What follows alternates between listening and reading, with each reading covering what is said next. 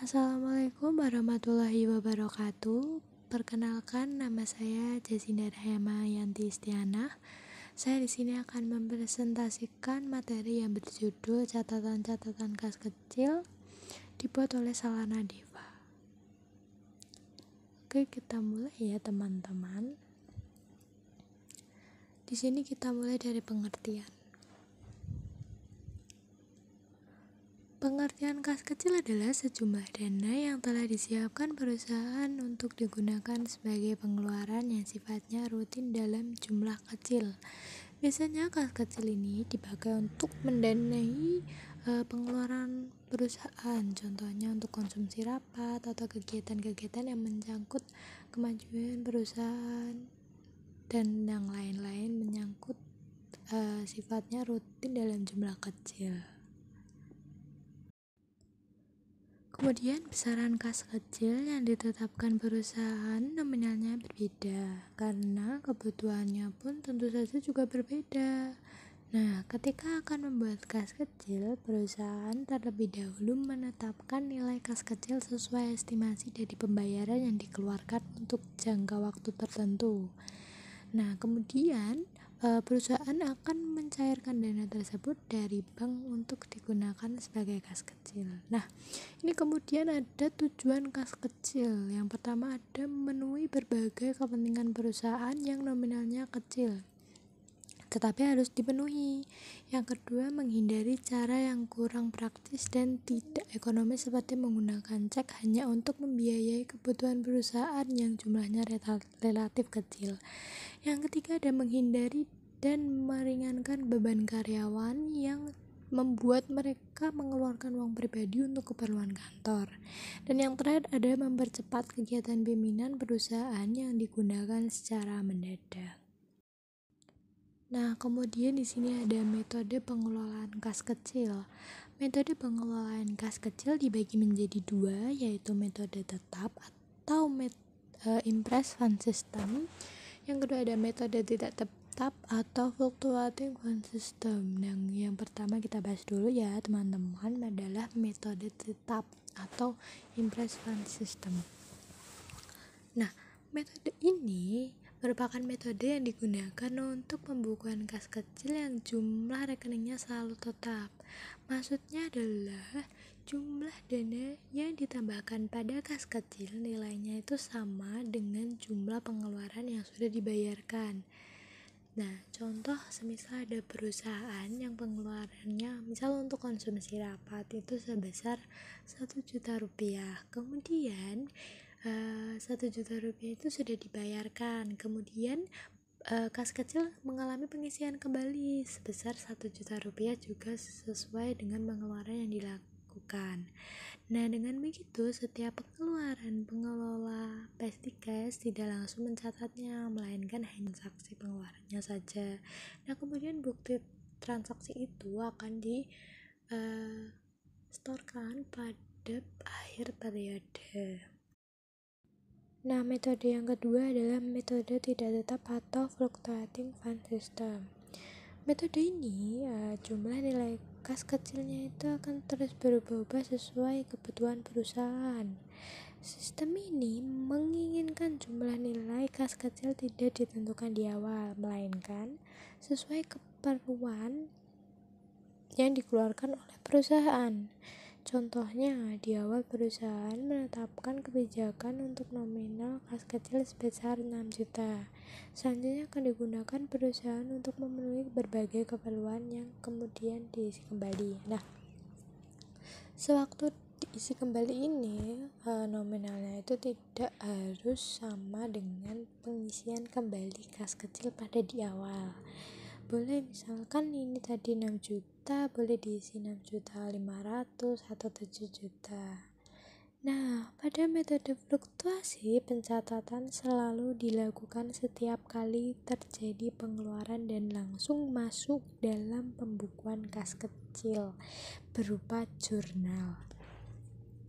Nah, jadi berbeda ya teman-teman untuk pencatatannya ini. Kalau metode tetap itu hanya bukti-buktinya saja yang dikumpulkan, tetapi kalau metode tidak tetap itu buktinya itu langsung dicatat dalam bentuk kas kecil berupa jurnal.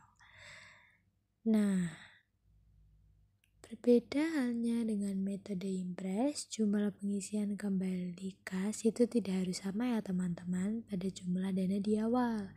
Maka bisa kurang ataupun lebih. Dengan begitu, saldo kas kecil akan selalu terupdate sehingga bisa dengan langsung mengetahui sisa saldo terakhir pengeluaran yang dilakukan oleh perusahaan tersebut.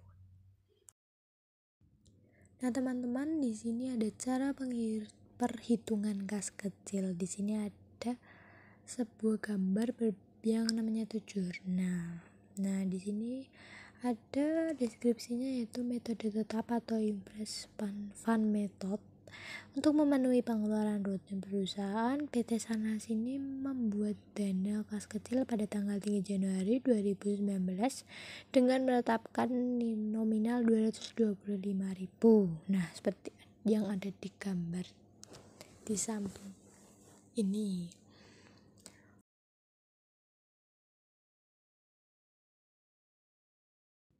Nah, kemudian di sini ada pengeluaran yang dilakukan oleh perusahaan tersebut.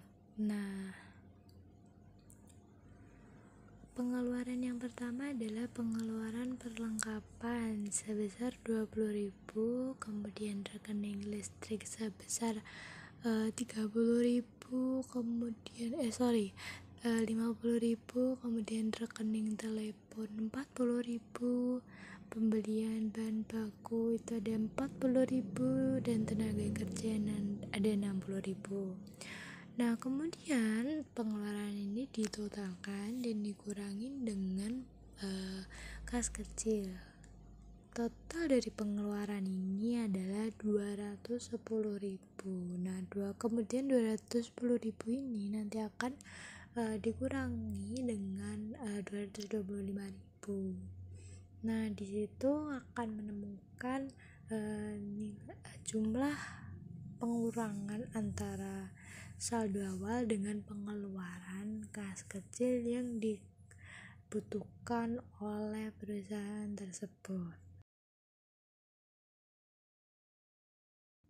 Nah, dari jurnal di atas, kas kecil tidak terjadi perubahan, maka setelah pengisian nominalnya kembali lagi dengan saldo yang kembali lagi dengan pengeluaran dikeluarkan oleh perusahaan tersebut, yaitu 225.000 seperti yang ditetapkan di awal ya teman-teman. Nah, kemudian ini adalah metode tidak tetap atau fluctuating fund method.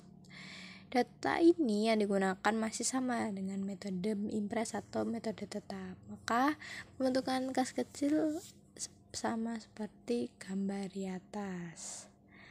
Nah, kemudian di sini ada jurnal-jurnal. Nah, setiap pengeluarannya itu ada kredit dan debit. Pengelengkapan masuk di debit, kemudian kas kecil masuk ke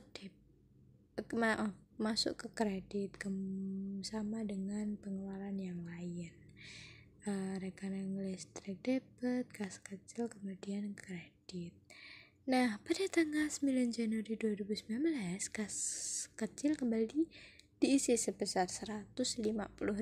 Nah, di sini ada keterangan nama perkiraan kas kecil, kemudian masuk ke debit, kemudian kas 150.000 masuk ke kredit. Nah, setelah dilakukan pengisian lagi, saldo kas kecil yang semula 150.000 menjadi 160.000, sehingga berfluktuasi bisa menjadi lebih besar atau lebih kecil. Maka buku kas kecilnya adalah seperti yang ada di gambar tersebut. Pengeluarannya semua ditambah, kemudian nanti akan dikurangi dengan saldo-saldonya. Nah, di sini ada bukti pengeluaran kas kecil. Dokumen ini dibuat oleh pengguna dana kas kecil untuk mempertanggungjawabkan pemakaian dana kas kecil. Dokumen ini dilampiri dengan bukti-bukti pengeluaran kas kecil dan diserahkan oleh pengguna dana kas kecil kepada pemegang dana kas kecil. Nah, di sini ada dokumen yang dibutuhkan. Di sini hanya dijelaskan 3.